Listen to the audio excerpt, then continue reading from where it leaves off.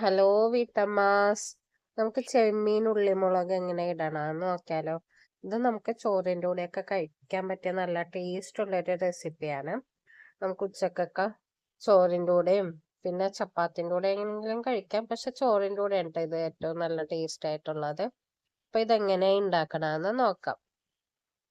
അതിനായി ഇവിടെ ഒരു പാൻ വെച്ചിട്ടുണ്ട്. അത് ചൂടായി കഴിയുമ്പോൾ നമുക്ക് ആവശ്യമുള്ള വെളിച്ചെണ്ണ ഒഴിച്ചു കൊടുക്കാം. ഇത്രയും വെളിച്ചെണ്ണ നിങ്ങൾക്ക് വേണമെന്നില്ലെങ്കിൽ കുറച്ച് വെളിച്ചെണ്ണ ഒഴിച്ചു കൊടുത്താൽ മതി കേട്ടോ. ഇനി ഇതിലേക്ക് ഒരു 3 സവാള അരിഞ്ഞത് ചേർത്ത് കൊടുക്കാം. ഇനി ഇതിലേക്ക് കുറച്ച് ഉപ്പും കൂടെ ചേർത്തിട്ട് ഇത് നല്ലതുപോലെ വഴറ്റിയെടുക്കണം. നമുക്ക് പെട്ടെന്ന് ഉണ്ടാക്കാൻ പറ്റിയ ഒരു കറിയാണ്. ആകെ സമയം എടുക്കുന്നത് നമുക്ക് സവാള ഒന്ന് വഴന്ന് കിട്ടണ സമയം മാത്രമേ എടുക്കുള്ളൂ കേട്ടോ.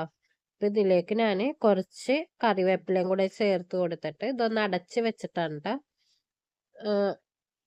വഴറ്റിയെടുക്കണത് ഞാൻ. അപ്പോൾ പെട്ടെന്നൊന്ന് സവാള വെന്ത് കിട്ടും. അപ്പം ഇടയ്ക്കിടയ്ക്കൊന്ന് ഇളക്കി കൊടുക്കാൻ മറക്കരുത്. ഞാൻ ഇവിടെ ഒന്ന് ഇടയ്ക്കൊന്ന് തുറന്നിട്ട് ഇളക്കി കൊടുത്ത് വീണ്ടും അടച്ച് വെച്ചിട്ടാണ് സവാള ഒന്ന് ബ്രൗൺ കളർ ആവണ വരെ വഴറ്റിയെടുത്തത്. പടി പിടിക്കാണ്ടിരിക്കാനാണ് കേട്ടോ അപ്പോൾ ഇടയ്ക്കിടയ്ക്കൊന്ന് ഇളക്കി കൊടുക്കണത്.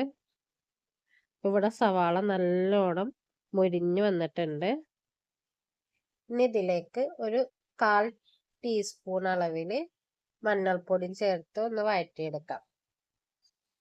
അപ്പം ഇതിലേക്ക് ഞാൻ മുളക് പൊടി അല്ലാത്ത ചേർത്ത് കൊടുക്കണം. ഉണക്കമുളക് ഒന്ന് ചെറിയ ജാറിലിട്ടിട്ട് ഒന്ന് ക്രഷ് ചെയ്തെടുത്താണ് ചേർത്ത് കൊടുക്കണം. അപ്പം ഇങ്ങനെ ഇല്ലെങ്കിൽ മുളക് പൊടി ചേർത്ത് കൊടുത്താലും മതി. ഇതാണ് കുറച്ചും കൂടെ ടേസ്റ്റ് ആയിട്ട് തോന്നണം. അത് നമുക്ക് എരിവിന് ആവശ്യമുള്ള ഇട്ട് കൊടുക്കാം. ഇവിടെ ഞാൻ 2 ടേബിൾ സ്പൂൺ അളവിൽ ഇട്ടിട്ടുണ്ട്. ഇനി ഇതൊന്ന് നല്ലതുപോലെ ഒന്ന് ആ പച്ചമണമൊക്കെ മാറണ വരെ ഒന്ന് വഴറ്റിയെടുക്കാം. ഇപ്പം ഇവിടെ ഇത് നല്ലപോലെ വഴന്ന് വന്നിട്ടുണ്ട്.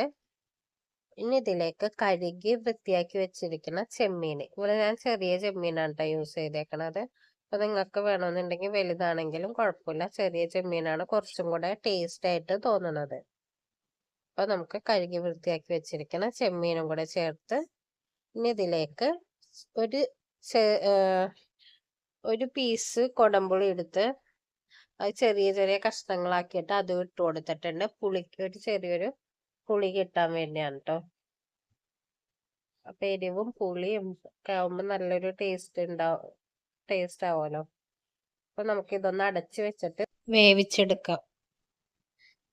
ചെമ്മീനിൽ വെള്ളം ഒഴിച്ചു കൊടുക്കേണ്ട ആവശ്യമില്ല. ചെമ്മീൻ അടച്ചു വെച്ച് നമ്മൾ വേവിച്ചെടുക്കുമ്പോൾ തന്നെ അതിൽ നിന്ന് വെള്ളം വന്നിട്ട് ആ വെള്ളത്തിൽ തന്നെ കേട്ടോ നമ്മൾ വേവിച്ചൊക്കെ എടുക്കണത്. അപ്പം ഇടയ്ക്ക് ഒന്ന് ഇളക്കി കൊടുത്തിട്ട് വീണ്ടും അടച്ചു വെച്ച് വെള്ളമൊക്കെ വറ്റി വന്നവരെ വേവിച്ചെടുക്കണം. ഇടയ്ക്കിടയ്ക്ക് ഇളക്കി കൊടുക്കാൻ മറക്കരുത്, അല്ലെങ്കിൽ നമ്മുടെ വെള്ളമൊക്കെ വറ്റി അടി പിടിക്കാൻ സാധ്യത ഉണ്ട് കേട്ടോ. ഇപ്പം ഇവിടെ ചെമ്മീനിലെ വെള്ളമൊക്കെ വറ്റി എണ്ണയൊക്കെ തെളിഞ്ഞു വന്നിട്ടുണ്ട്. ഇനി ഇതൊന്ന് നല്ലോണം മൊരിയിച്ചെടുത്താൽ നമ്മുടെ ചെമ്മീൻ ഉള്ളിമുളക് ഇട്ട് ഇത് ഇവിടെ റെഡിയായി. അപ്പോൾ ചെമ്മീൻ ഉള്ളിമുളക് ഇട്ടതിൻ്റെ റെസിപ്പി എല്ലാവർക്കും ഇഷ്ടപ്പെട്ടെന്ന് പ്രതീക്ഷിക്കുന്നു. ഇഷ്ടപ്പെട്ടാൽ എൻ്റെ ചാനൽ സബ്സ്ക്രൈബ് ചെയ്യാനും അഭിപ്രായം കമൻറ്റ് ചെയ്യാനും ലൈക്ക് ചെയ്യാനും ഷെയർ ചെയ്യാനും മറക്കരുത്. ഇനി ഒരു നല്ലൊരു റെസിപ്പി ആയിട്ട് വീണ്ടും വരാം.